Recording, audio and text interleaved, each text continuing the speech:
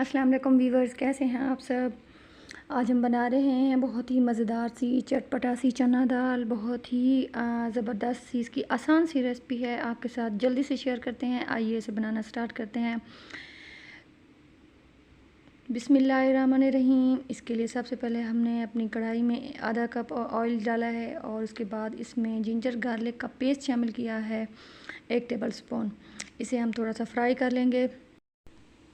ये बस हल्का सा हम इसे ब्राउन करेंगे, बहुत ज़्यादा कलर नहीं देंगे, ये जल ना जाए उससे पहले ही हम इसमें अब एक जो है ना प्याज लिया है, उसे चॉप करके इसमें हमने शामिल कर दिया है। बहुत ज़्यादा फ़ाइन चॉप भी नहीं किया है, बस दरमियाना साइज़ को चॉप किया है एक प्याज को। और प्याज को डालने के थोड़ी देर के बाद ही हमने इसमें तकरीबन 2 से 3 टमाटो थे, वो दरमियाने साइज़ के, वो भी चॉप करके इसमें शामिल कर दिए हैं। प्याज को भी ज़्यादा ब्राउन नहीं किया है हमने। इसके बाद अब इसमें मसाले शामिल करेंगे। नमक 1 टेबल स्पून और रेड चिली पाउडर है आधा टेबल स्पून या फिर टीस्पून, मतलब कि तीखा आप अपने हिसाब से रख सकते हैं। इसके बाद हल्दी पाउडर, वो भी आधा टीस्पून इसमें शामिल किया है।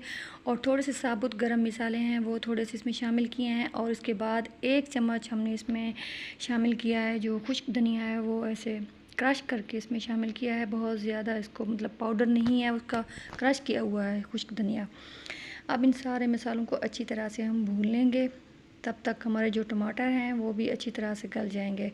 थोड़ा सा पानी शामिल किया है। उसके बाद तकरीबन हमने 3 इसमें जो है ना साबुत हरी मिर्चें वो भी शामिल कर दी हैं, तब तक वो भी इसमें अच्छी तरह से नरम हो जाएंगी।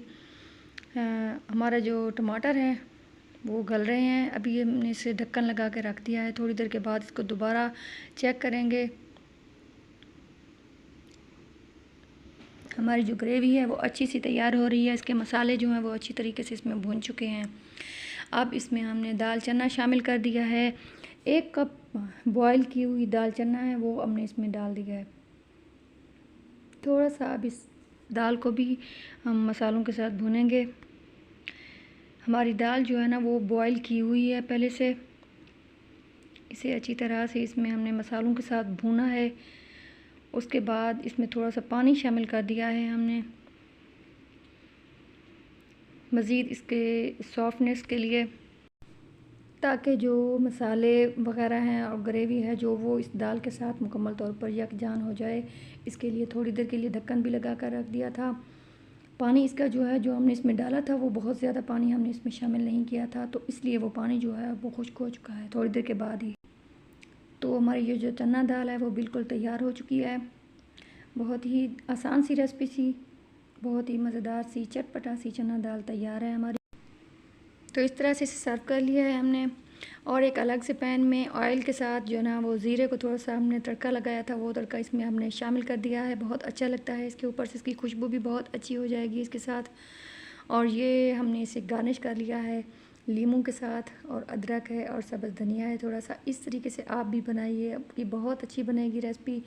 और कैसी लगी आपको रेसिपी कमेंट करके ज़रूर बताइएगा। अल्लाह हाफ़िज़।